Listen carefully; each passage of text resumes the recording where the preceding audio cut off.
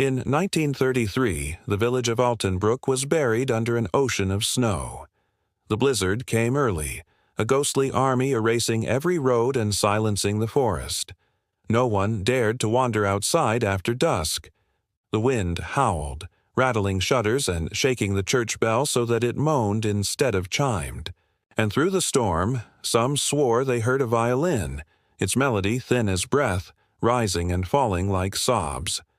Old Frau Lecht first mentioned it in the tavern. "I heard it again," she whispered, her hands trembling. "Out by the bridge, a violin. Beautiful, but so sad it made my bones ache." The men by the fire exchanged uneasy looks.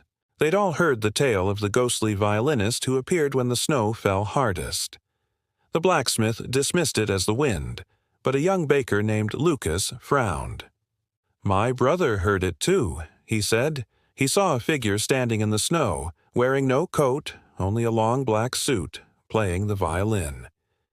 The tavern grew still. That night Lucas couldn't sleep. Underneath the storm's roar, he heard it. A faint, trembling note. A single, aching tone. He wrapped himself in his coat and stepped into the knee-deep snow, following the sound toward the bridge. The music grew clearer. A slow, mournful song of loss. Then, through the veil of snow, he saw him. A man stood by the frozen riverbank dressed in an old-fashioned concert suit. His hair was dusted with snow, his bow hand trembling as he drew it across the strings. The melody was heartbreak itself. "Sir," Lucas called out, "you'll freeze to death out here." The music stopped. The man turned. His face was pale, almost translucent, and his eyes held centuries of pain. "I cannot stop," he said softly. "If I stop, she will be lost forever." He looked toward the frozen river. "My Anna. She waits beneath the ice." Before Lucas could reply, the violinist lifted his bow again. The melody rose, and the snow began to swirl faster. Suddenly, the ice on the river split with a deep groan. For a terrifying moment, Lucas thought he saw a delicate white hand reaching up from the black water. Then the blizzard closed in, and the violinist vanished. When dawn came, Lucas was found half-frozen near the bridge, clutching a broken violin string. He couldn't speak for 3 days. Word spread through Altenbroek. Some said he'd gone mad from the cold. Others whispered that the violinist was the spirit of Johann Eisler, a composer who had lived there decades ago. The story went that Johann had been a promising musician in Vienna, but fell in love with Anna Roth, whose wealthy family forbade their match. They ran away together one winter's night, but their carriage was caught in a blizzard near Altenbroek. Johann survived. Anna's body was never found, lost beneath the frozen river. Ever since, his spirit returned in the snow, playing his violin, searching for her. That evening, Lucas sat by the tavern fire, his face pale. "I saw him," he whispered. "He spoke to me." Outside, the wind shrieked, and through it, faint but clear, came the sound of a violin. The storm grew worse. Footprints appeared in the snow where no man could walk. Children woke from dreams of a sad lullaby. And in his room, Lucas began to draw the violinist's face over and over. When asked why, he said, "He asked me to finish the song." By the 6th night, the village lost power. The world was pure white. Lucas lit a candle and stared at his sketches. He picked up his own violin, one he hadn't played in years. He tried to recall the melody from the storm. Slowly, the music took shape. As he played, another violin joined him, echoing from outside. He opened the door. Through the snow stood the tall, black-suited figure. The violinist nodded once, and together they played. The melody swelled, filling the air with aching beauty. The storm seemed to hold its breath. At the final note, the violinist lowered his bow. "She hears us now," he said softly. Lucas looked toward the river. The ice glowed faintly. Beneath it, just for an instant, he saw a woman's face, serene, drifting upward. The violinist smiled, the saddest smile Lucas had ever seen, and dissolved into the snow. The next morning, The storm had ended. Sunlight touched the roofs of Altenbruck. Lucas was gone. His violin lay half buried in the snow, its strings silent. Some say he went to Vienna.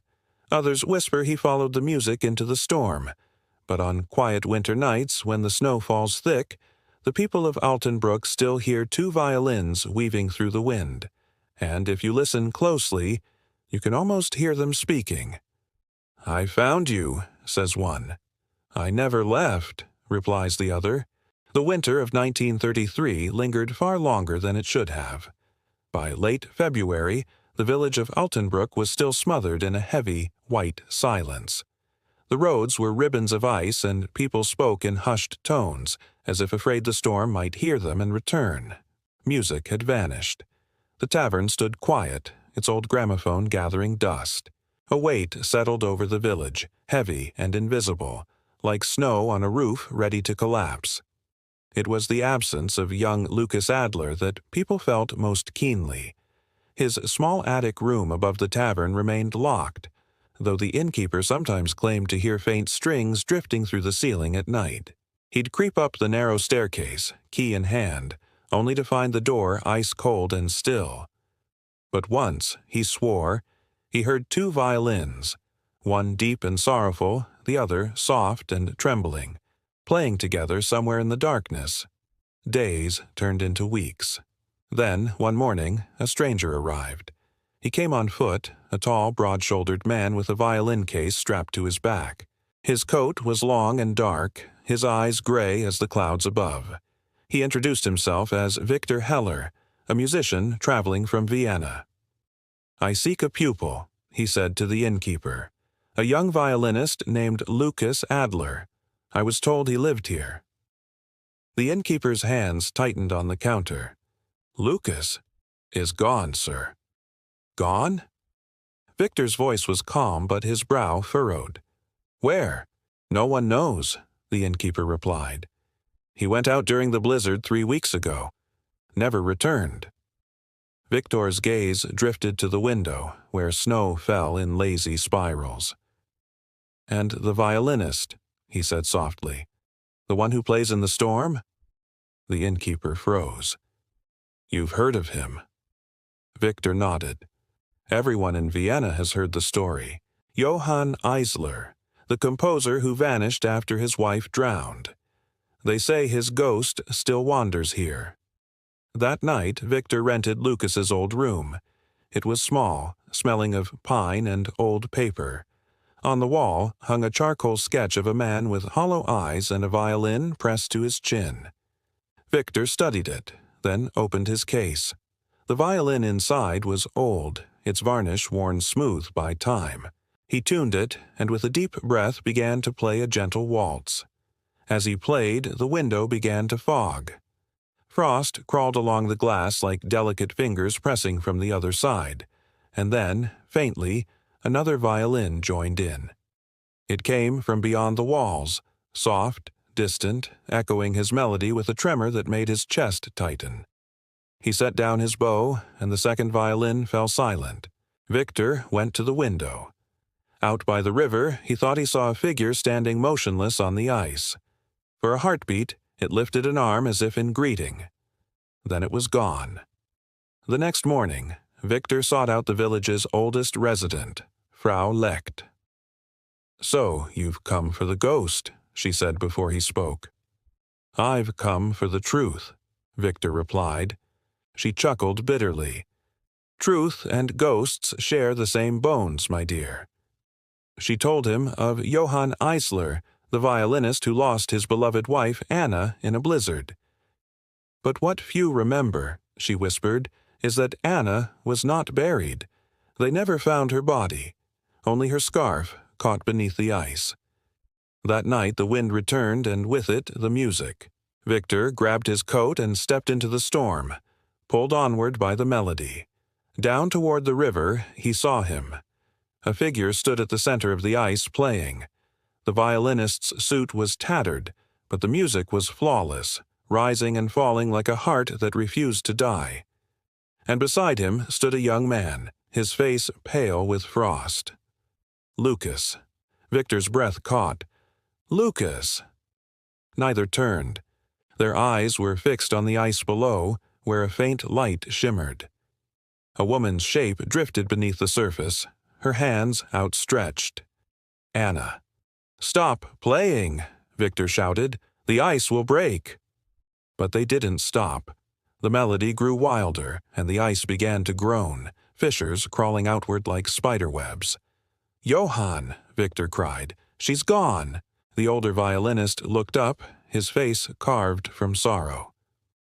"She waits for her song," Johann said softly. "I must finish it." Victor hesitated, then did the only thing he could. He lifted his own violin and joined them. 3 violins now sang against the storm, one living, one lost, one dead, weaving together a waltz so beautiful it made the world pause. Then, with a sound like breaking glass, the ice gave way. When Victor opened his eyes, he was lying on the snowbank. The storm was gone. He crawled to the river's edge. The water was clear. There was no sign of Lucas or Johann. But far below, drifting just beneath the surface, 2 faint shapes held each other, swaying in a silent dance.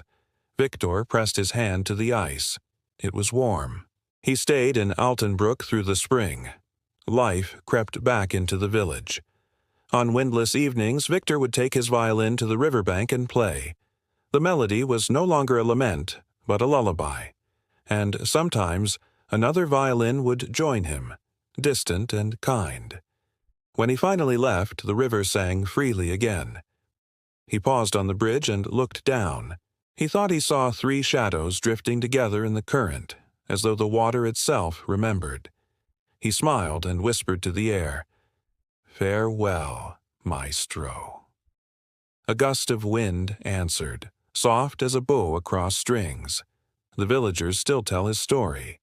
When the snow falls heavy, they say you can hear faint music rising from the river, a waltz both joyful and sorrowful. And if you listen long enough, you understand. Some songs do not end. They only wait for someone brave enough to play the next note. Thanks for listening. If you enjoyed this story, be sure to like and subscribe for more. Spring came and went. The river thawed, the snow vanished, and wildflowers bloomed around Altenbrook.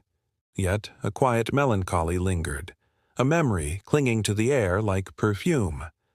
The villagers rarely spoke of that winter anymore.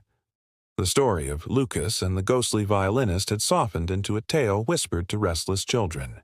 But some remembered the music clearly, swearing they still heard it on windless nights, faint, trembling, like a sigh trapped between the trees. Among them was Victor Heller. By autumn of 1934, he had returned to Vienna. The city pulsed with an old world's elegance, but beneath it there was a new unease, the whisper of coming conflict. Victor lived quietly, teaching violin in a small conservatory. He refused offers of grand concerts and fame, playing only one melody now, the waltz Beneath the Ice. When his students asked where it came from, he would only smile sadly and say, "From a place where music never dies."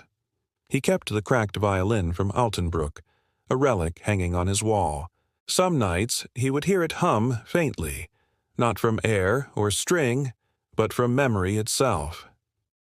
That winter, snow came early to Vienna. As the city fell silent under white, Victor sat watching the storm.